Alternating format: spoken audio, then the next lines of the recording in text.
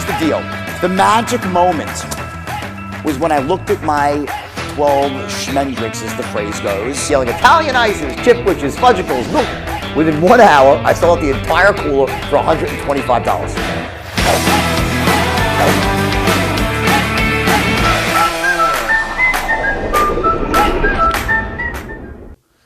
We got a little quick reschedule here. Mike was having a challenge with getting on to the show, but we're here anyway. We're going to talk. We're just going to come off the top of the head tonight and just come up with something for you, something that we've been dealing with a lot of quotes, a lot of opportunities, and self-funding. And I think we might have to do this topic on a quarterly basis to help people understand a little bit more about self-funding here. My name is usual John Sbrocco, Heads Up Advisor. My co-host. Hoorah! Hey, we're talking fishing, hunting, and drinking beer tonight. Yeah, tonight we're going fishing. We're going to be talking about setting the hook with the prospect, client, whoever it is. You have to set the hook to sell self-funding, okay? That being said, let's say hello to the crowd here. Got a couple people joining us. Lance, Ashley, Margot, David, Allison, Spencer, John Clay, Ray Colbert. What's up, everybody? So, like I said, setting a hook. Guys, what you have to understand in the self-funded world is I learned a lot in the first couple of years of failing miserably, trying to sell it, although I got lucky in some cases because I had competitive rates. But this is not a rate sale when you're taking them fully insured to self-funding. Again, in the beginning, I got lucky where I got some people that were writing cases that they shouldn't have been writing, and they blew up later on them. But that wasn't really my problem. That was the insurance carrier's problem for underpricing them. But that's another story. So the reality is what you have to understand is you can't go into a prospect, you can't go in the client talking about you're just going to save money, you're going to pay less. Because what they're going to translate that to is I'm going to pay less the first year. I'm going to pay less out the gate. The numbers you're going to show me are cheaper because what are they used to seeing, Craig? Yeah. They're used to seeing immature first-year rates. Well, they're used to seeing a spreadsheet with numbers on it, and let's point to who is the cheapest on the spreadsheet. So, we talk about, and we're going to talk about it at High Stakes Advising, definitely a lot of, we're going to be taught, we've got a producer that did $1 million of production in 1 year, selling, self-funding, selling the longer play, the longer story, not selling on rates. Zach's going to be covering that as well, kind of more of a template, I would say, presentation that we can just give to you and walk you through some of the things to make it very easy for you to transition them to self-funding the story. The products we have we'll talk about later. But what's most important is the first meeting. What are you discussing with them when it comes to self-funding? One thing I could tell you is less is more. I was in the beginning, I tried to tell them everything. It was like, I got to tell them everything. I tell them everything I know, and what would usually happen is I blow the sale. Fire hose. Fire hose. Fire hose. Exactly. I would tell them more than I need to know. I was excited, and as I kept going and going, I realized, well, they don't need to know that. And I keep getting questions around that, and that probably is killing the sale, when in reality, they don't really need to know that. They don't know everything about fully insured and how fully insured works, right? Do they know how fully insured? They don't know a damn thing about any of it, right? So our analogy to set the hook, right? Set the hook, guys. John Clay, we go out fly fishing out there in the bluegrass state of Kentucky. We might be sipping on a little Fireball whiskey or something, but we don't go fly fishing and take a bunch of worms, salmon eggs, night crawlers, lures. We don't take the wrong tools with us to go fly fishing. We need flies to go fly fishing. So what John's telling you is too many of you guys are out there and you're fishing with the wrong bait. And that's, you got to get through the learning curve. Look, we're getting RFPs, right? We're getting RFPs with $6,000 PEPY, and y'all are out there trying to quote self-insurance. It's crazy. Yeah, what he means by fishing with the wrong bait, too, is you're fishing with rates. Had some discussions recently, and people are asking, I'm trying to assist them with a call, help sell the strategy, and they're saying, well, let's get competitive rates first. And that's not the way to sell self-funding. Do you have to have a competitive rate that's in the range of fully insured to take it over? Yeah, absolutely. To an extent, yes. But the reality is as I went along in selling self-funding, because that's all I did when I started the agency in 2014 was, I'm just going to go in with the shtick of self-funding because nobody knows it. This is what I'm going to hook everybody with. And I learned to tell the story better as I went along. But everything was about selling the longer-term play of this, right? They're in that 12-month cycle. Do you want to – you're a business owner. Especially, this is easier conversation, obviously, with the business owner. CFO, it's sometimes harder because they care about what happens today. But with the business owner, it's very simple. Most of you on here are business owners. Did you really make any money in the first 3 to 5 years? Probably not. You didn't really expect it because you kept putting money in to grow the company. So you ask them are you going to be in business in 5 years? How about 10 years? Yeah, so why don't we look at a strategy that would work better over a 10-year period, which you plan on being business for? Would that make sense, Mr. Employer? Yes, great. That makes sense to me. Let me talk to you about a different strategy that you may not have seen or don't understand really how it works. And then you can go into your shtick, whatever you're comfortable with, discussing and bring it up. But going through the self-funding story, the long-term play, talking to them the way they need to be talked to, right? A business owner wants to talk about long-term because they're a business owner. They understand the game is to play longer term. I'm chasing the longer money, not the short money. And at some point, you're going to tell them, is this right for you? Is this what you're looking to do? Is this a strategy you want to? You're setting the hook to get them excited about what's to come and how much money you can save them over a long period of time and have control. Mr. Employer, how would you like to have control of the fluctuations over the next 5 to 10 years and not come in blind every year? You're painting a good picture, John. Look, this is the way I call it. Hey, what's the name of that movie where they're all in the hot tub and they go back in time? Hot Tub Time Machine. Hot Tub Time Machine. All right, here's the Hot Tub Time Machine from John and Craig. 1988, John. 1988. Yeah, were you even born then? I was. Barely. John was in 83. diapers.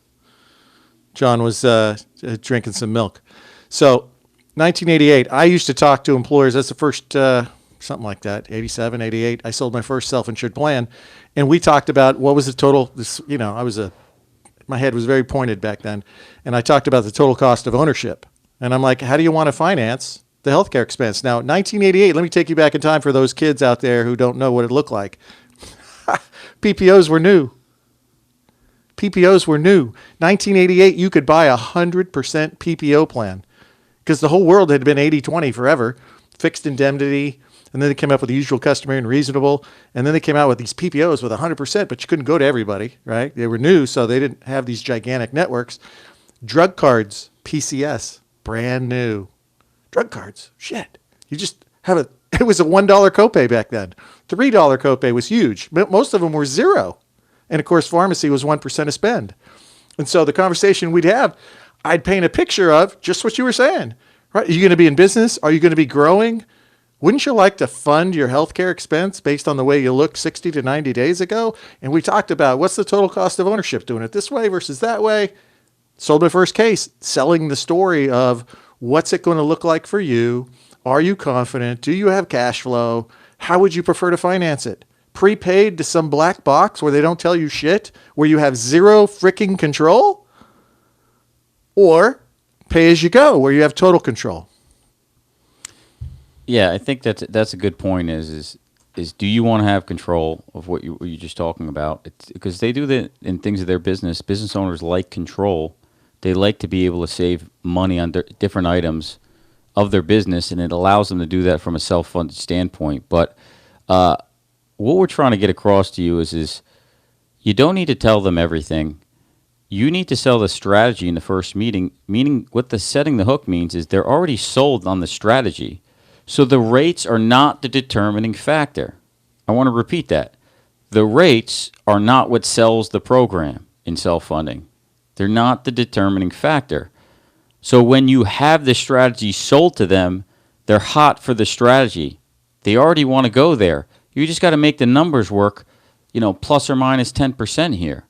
You're not going to usually get you can't just imagine you're going to get a rate that's the same as fully insured. Do you understand what a corridor is? So if you don't understand what a corridor is, basically what that means is if they expect $1 million in claims, we have to build in a pad of 25%. So it's 1.25 million in claims plus fixed costs. So call it, if you match up a fully insured as underwritten to a self-funded, it's going to be typically 10% more on a maximum cost basis. Fully insured, the great Hobson Carroll taught me, they can go plus or minus 4%. That's their margin they need to make. Self-funded, there's a bigger margin that needs to be made. It's more closer to 15%. So as an employer, what you're doing is you're taking a risk of 25% more on claims to do what? To save maybe 25% off expected. That's the whole goal. You need to explain that to them, that it's not going to stack up exactly like fully insured. Right. So you can stick your head in the sand, prepay the carrier, and whatever shit happens, right? And then they're going to tell you that they need a larger rate increase than they actually do, because that's what insurance companies do. And you're going to live with it, and every single employee in your company is going to pay more, and they're never going to moonwalk that back. Everybody will pay more forever. And the second year from now, that trend will be set based on the higher rate that the insurance company said they forecasted was needed, plus 20% VIG, just to be safe, because they're the insurance company. They're playing with your reserves, or you explain to them what John just said. If they're setting the rates at 125% of what they expect, then it's really imperative that you take advantage of your funding strategy that allows you to control cost. It gives you the ability to have certainty on what things are going to cost. You all know the laundry list, the ingredients that go into the 5-star meal. We don't need to discuss that tonight. But if you can work some magic with the buyer on how they can impact the number, size, and frequency of claims with all that cool stuff that you guys do, then you can make sure that the claims are below expected. And if that's the case, then the worst case scenario of the ag, which is above the fully insured, should never materialize. If you're wrong, you've pre-sold the client, the prospect, on the expectations that this is a multi-year strategy. And while you may lose in any one year, in general, you will win the majority of the time. That's more than 50% of the time. So, do you want to have the ability to put yourself in a position to control your costs with certainty? The only mechanism to do that is by being partially self-insured. And so the fact that you might have an opportunity cost, which is what I used to call it, an opportunity cost of 10 or 15% more, worst case scenario, you eliminate all the possibility and probability and likelihood that those expenses can happen unexpectedly by putting in all the cool strategies that they're willing to install in the first year. I used to call it, you want incremental, what do I call it? You want incremental or transformational. I had 3 steps. I don't remember what it was, but it was incremental change, right? Okay, here's the list of things we could do incrementally. And then there was something in between, and then transformational, right? RBP, transformational, but understand there's going to be some noise, right? Paint the picture. We've all been there. John's told you stories before about not addressing the transformational potential consequences and how the operations level non-P&L manager, aka HR, is going to come back and bite you in the ass because of the noise. So if you do all of this stuff and paint the picture, you're going to give the buyer certainty that, number one, you're an authority, you know what the hell you're talking about. And number two, they're going to have confidence. That's all anybody buys from you is confidence and certainty. So you got to paint the picture. They'll understand if you explain to them why the first year is an aberration. It's a magic show. When I see these knuckleheads on LinkedIn posting, we're 6 months in and we're already 32% down, it's like, please stop talking. Let the adults talk. I see people giving presentations 4 months, 5 months into the policy a year talking about results and that we're on track to save X. How could you project anything 4 months in with a 45 to 60 day claims lag? Do you understand how long it takes for a claim to come to the TPA on average? It takes 45 days or 44 days on average, point to point, to get the claim. Remember that. Yeah. I was just reading some of the notes from people. I like Yeah. Spencer said lease versus buy. Lease What do you versus want to buy. do? Yeah. Yeah. Buy, build, rent, lease, buy. Yeah. Whatever language you want. Don't get lost on the bigger message, guys and gals. The bigger message is to paint the picture to the client with all the warts and all the moles. And so that when they buy, they understand that, hey, at the end of the year, we had this preemie baby on a calendar year plan, December 10th. There's nothing anybody could do about it. So they understand the bigger picture and they go, I get it, right? It was just a random shock loss.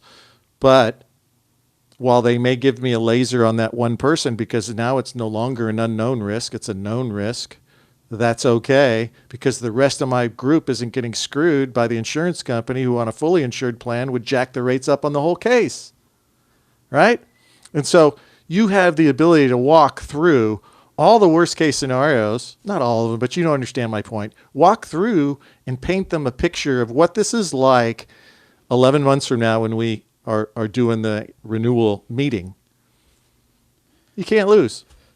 I see Eric Schulman just joined us. Eric, do me a favor. If you want to call in, call with my cell phone right now. I'll plug you into the show so they can hear you. I know you have some insight on talking about this in strategy, so don't be shy. Call in to the cell here. If anybody else wants to join in, I'll put my cell phone down here. Yeah, make a comment. If you have an idea, actually, if you have an idea of ideas here, because we're spitballing. We had a trouble with our guest, and we're just going off the top today and things that happen on a regular basis in the business here. And the reality is it's something that not as many people as we'd hope understands, and that's okay. Everybody just needs to continue to get better at that conversation if you're having it on a regular basis. So, what else, Craig? Hey, it's just about, the conversation that you're going to have with a prospect or a client. How about questions in the meeting? Let's talk about that for a second. Yeah. Hey, how's your cash flow? Do you want to be put in the opportunity to win in this thing called healthcare? Right. When I got out of college, I wanted to be a financial planner. There were no real jobs in financial planning. You were either a stockbroker. I remember my interview for Prudential Bates. They handed me a phone. Literally, it's the only thing on the desk. A phone and a phone book. And they went, this is your training program. You dial for dollars. It wasn't illegal back then.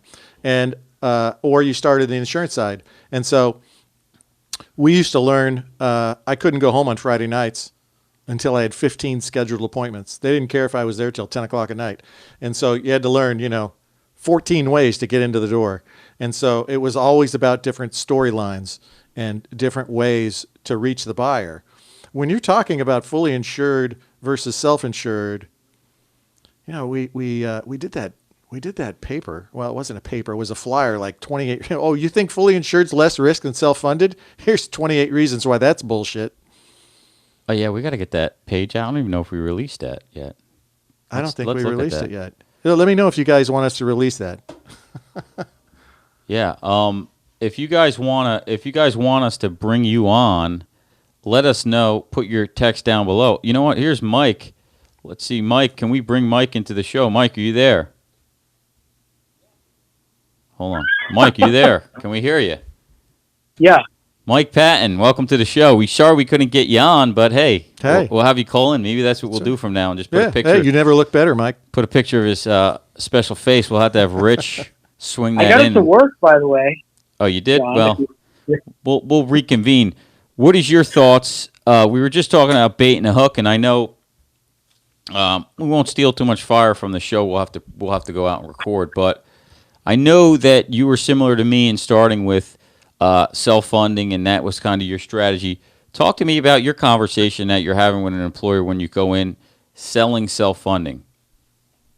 So when we go in and we sell self-funding, the first thing that we're trying to do is, obviously the most important thing, in my opinion, is always discovery.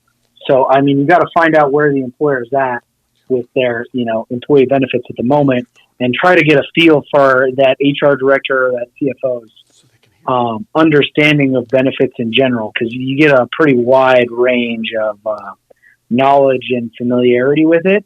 So that's always the first thing. But, really what you're trying to do with self-funding and with these cost containment processes is help the employer come up with the conclusion that it is in their best interest to switch to said process, and your goal really should be to make it the only option. And they've got to conclude that on your own. So you've got to kind of create your sales pitch in the manner that naturally leads them to that conclusion.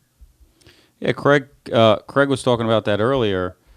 Craig, you mentioned even selling against. Yeah, for sure. Sell against the partially self-funding. So you go, look, I see what this looks like, right? You've been buying healthcare for 10 years, 15, 20 years, right? It's normally bottom right-hand corner, and we're coming to you going, well, here's the 6 alternative quotes. This one we think is the best, and it also happens to be the cheapest rate. Bullshit. You told me that you want to be in control, you want to have a chance to win, and this is the only way to do it. And when you show them, can't control hospital, can't control surgical, can't control pharmacy, you buy a black box, they think they're doing you a favor. You're paying a bookmaker to prepay your bets with them. It's the dumbest thing ever if you're the size that should be considering partially self-funding. So you paint them the picture and you go, this is what it looks like. Here's how we mitigate and reduce the probability of us barring a shock loss. Hey, you talked about the bad thing that could happen. Barring the shock loss, these are all the ways we can mitigate the risk so that we should be at expected or below, in which case then this is what we expect. And now let's look at this 3 to 5 years down the road, the total cost of ownership doing it this way versus blindfold me and, pin the tail on the donkey and wait to get screwed. One of the best ways to scare them or get them out of the way of that they're doing it now is just to ask them questions. I always used to play stupid in meetings, and I would ask questions about different things in their program that they don't know the answer to. What do you mean you don't know what you spent on pharmacy versus medical? Oh, you don't know? Oh, and you look down, you take a note, right? And you just keep asking questions, and you build up this anger around the current program, and so it's gone up every year.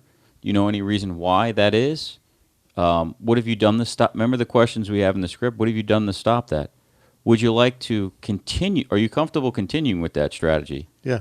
Let's see if that sales book is over there. We could go through Ask them a question that it's always good to be able to ask questions where you know that by the way you frame the words, they're going to draw conclusions that you want them to draw.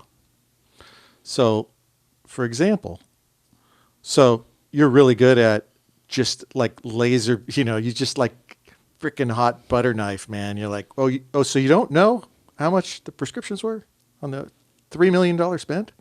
Are you comfortable with that?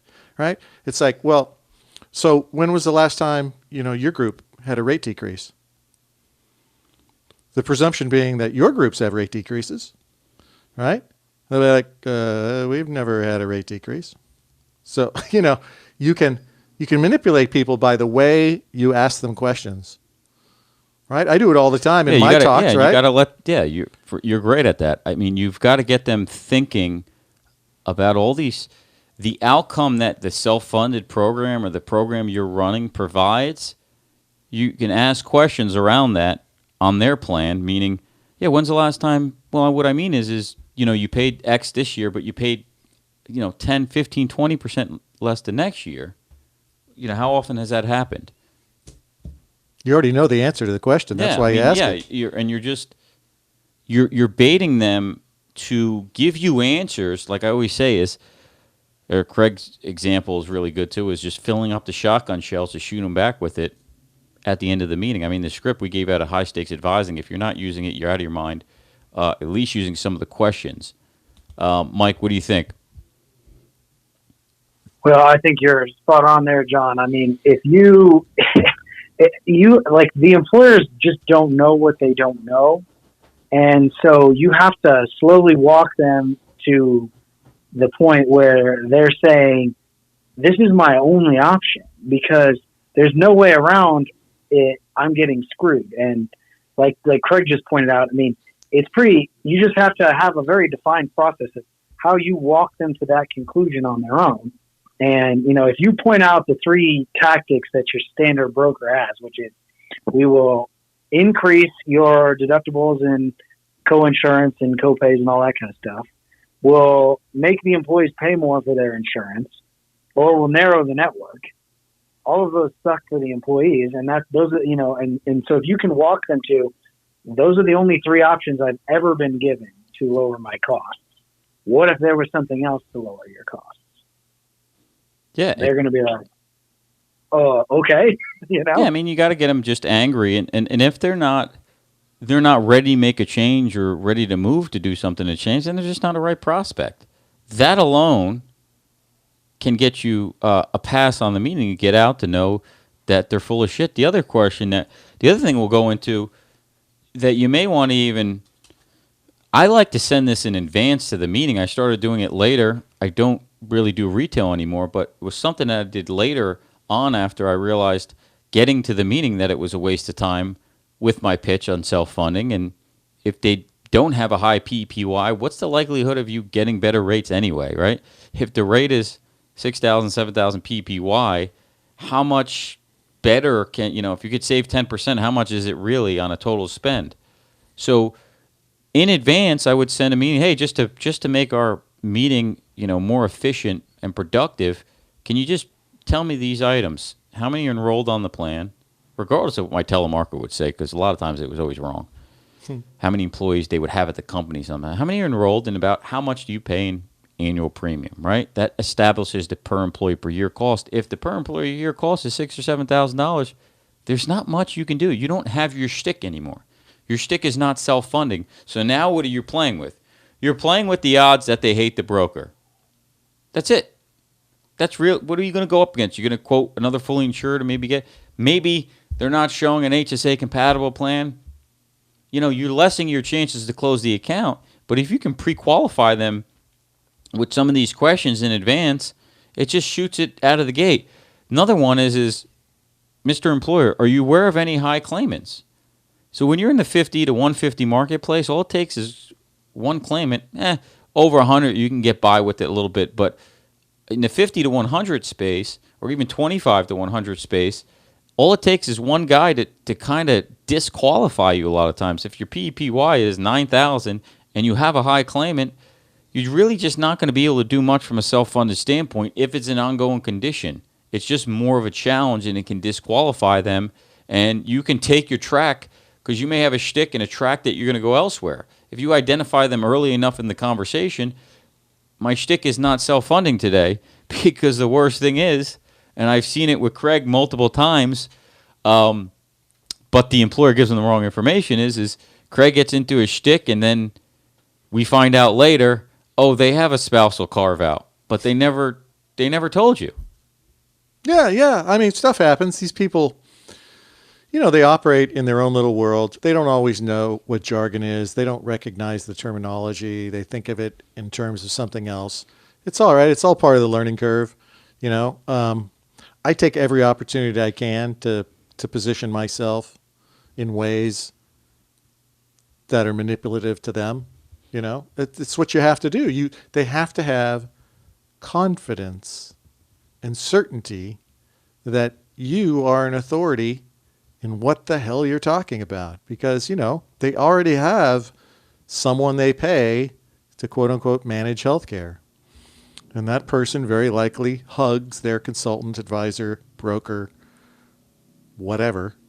And so for you to interrupt that pattern, you need to have a real important and valuable proposition for them. I'll give you a quick story. I was talking to a school district in PA last week. Yeah, end of last week, like Thursday. Talking to him, introduced by a broker. Yeah, we just started open enrollment yesterday. I'm thinking to myself, why the hell am I talking to her? She was the business manager, smart lady, mad love to her.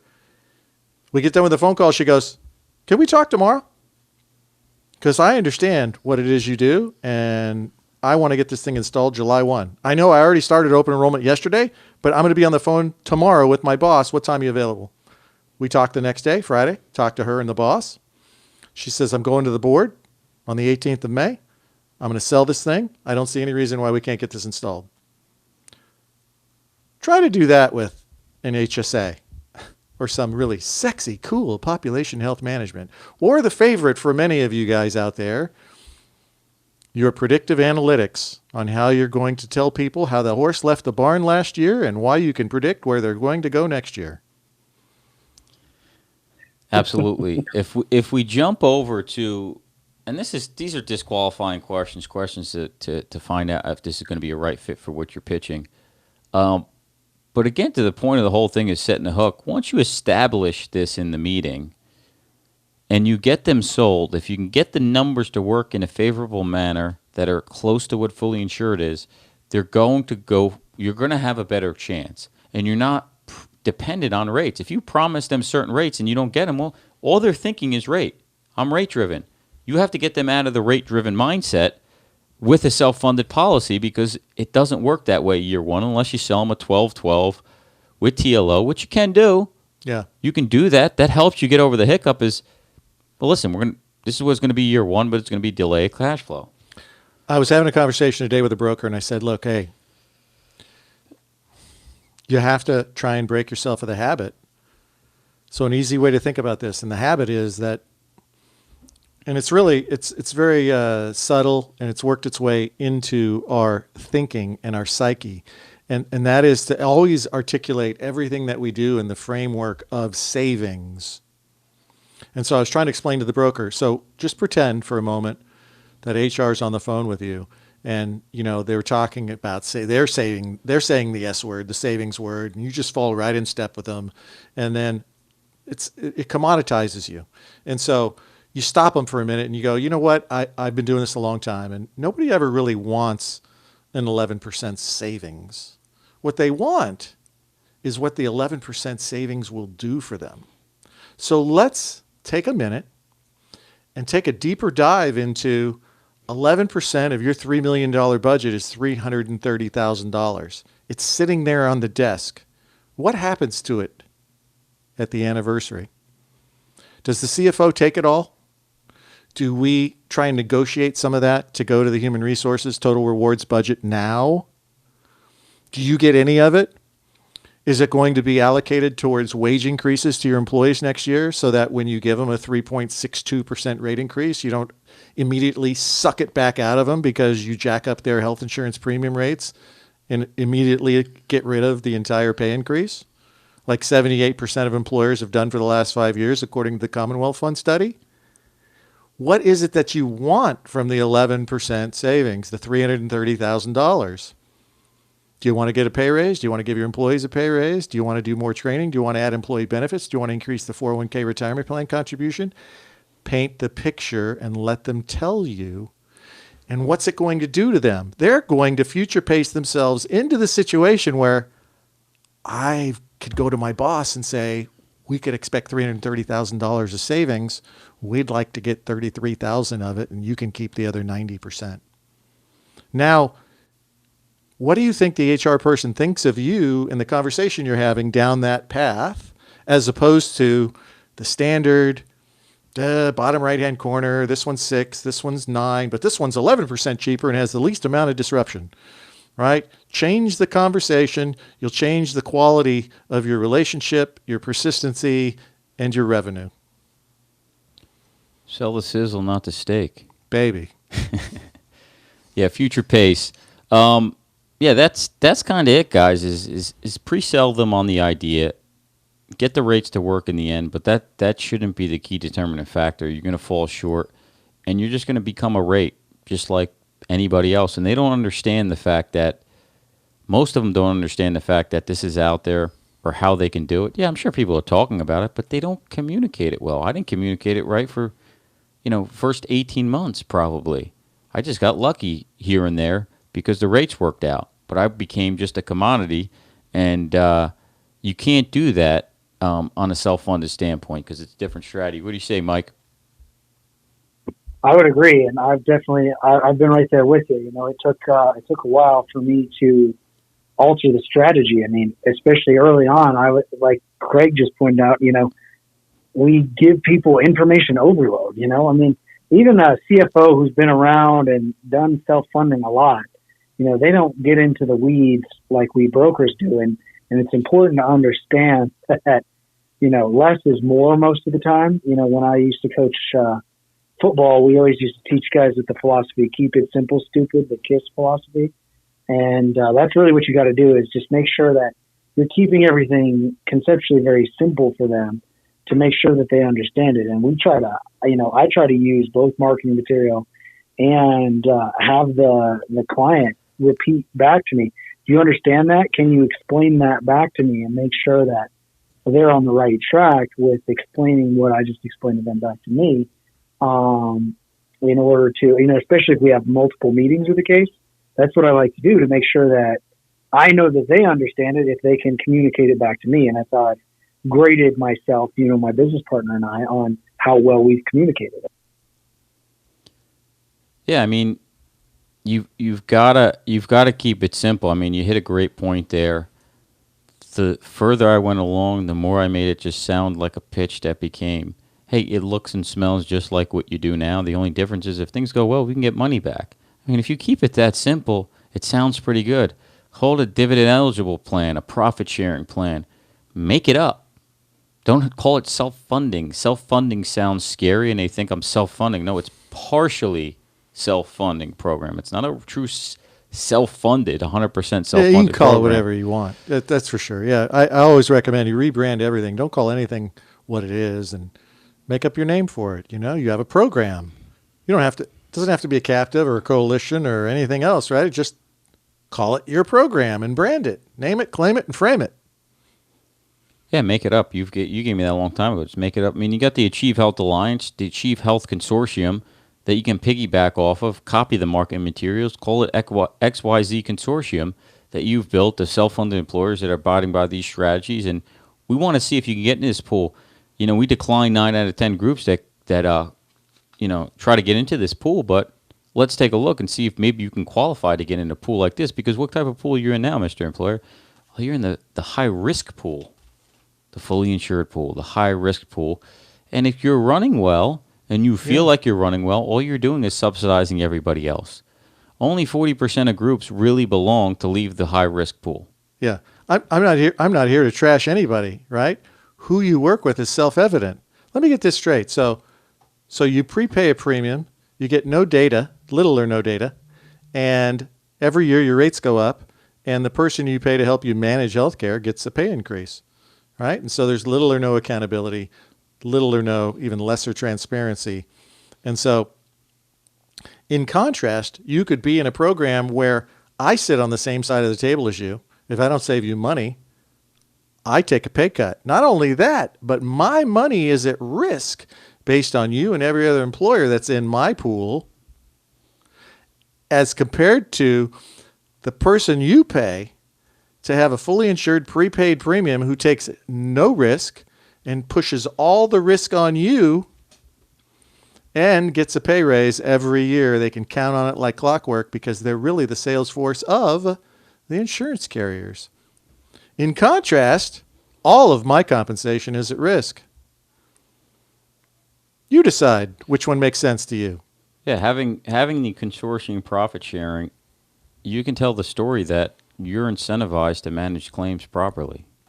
What does that mean? That means if the pool runs better, I can get a profit sharing. So, you know, I explained to my employer when I actually had risk in it, I said, listen, when there's somebody that's having a challenge with their care or claims, well, and I'm reviewing an ag report, I get a spike. In the ag report, I get a call from HR, whatever, I'm going to jump to see if I can mitigate that claim in any way if I have risk in the game.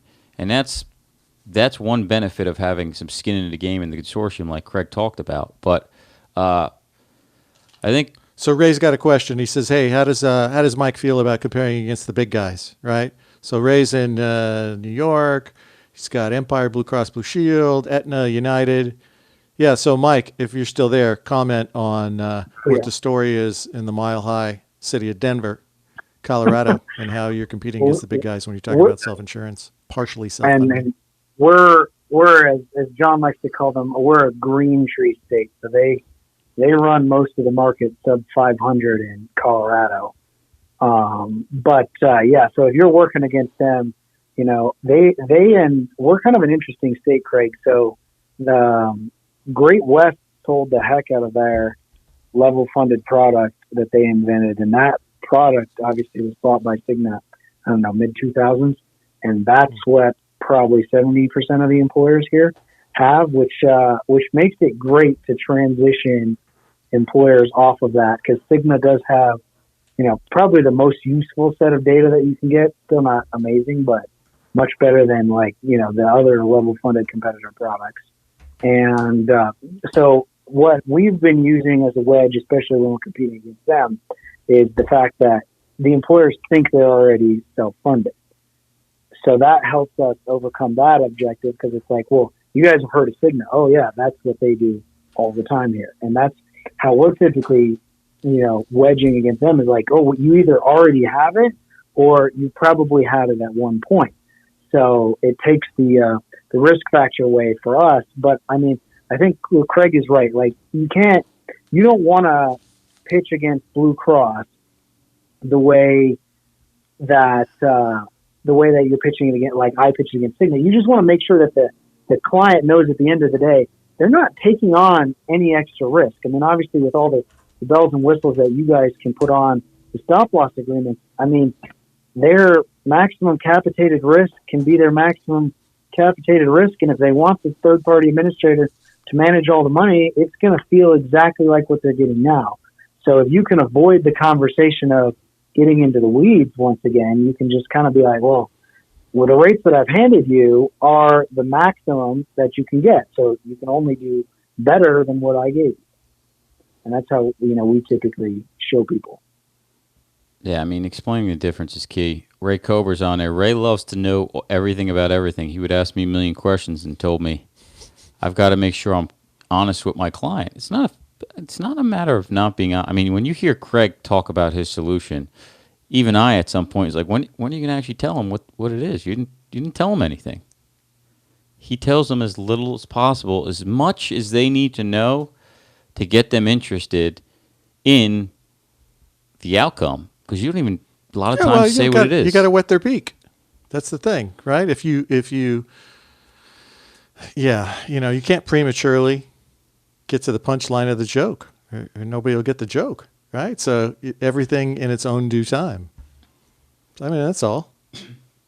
Yeah, you can't go too fast. But we tended to. We get excited because, like, I got the answer for you. I got the strategy. Let me tell you what you should be doing. Hey, one of our clients that we've had for years and years, who is one of the largest sports brands in the world. He told us one day, 3 years ago. He goes, it doesn't matter what I say. My Mercer rep will tell me, well, the answer is a high deductible health plan with an HSA. He goes, it doesn't matter what I say. They always say the same thing. He goes, and so I tell you that story because you have to watch out that you're really not listening. You're just waiting to talk and tell them about the latest shiny object that you got. Don't do that. I think we'll wrap it there. Hey, Mike, thanks so much for joining us, and we'll get you on a recorded one to tell the story in a future date here. But everybody, thanks for joining us. High Stakes Advising moved the date to August 3rd and 4th. Going to be a great event. We got Jordan Belfort, the Wolf of Wall Street, coming. We got some great speakers, consultants, guys that have multi-million-dollar books of business, going to tell you their story, how they got there, what they're doing, what their conversation is. Next week, we're going to have Paul Seeger on again, who's going to be talking about kicking ass in the Corona environment, cold calling. His numbers are through the roof versus now. He said it's better than ever. Guess what happens, everybody? Who's calling the CFO right now?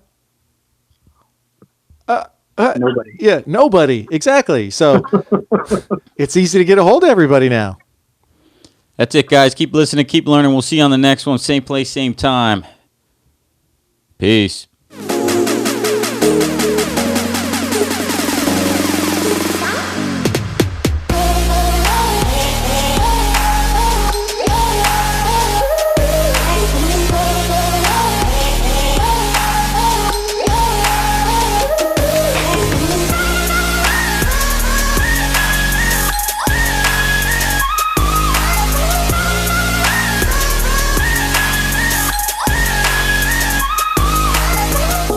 everybody here is for one reason.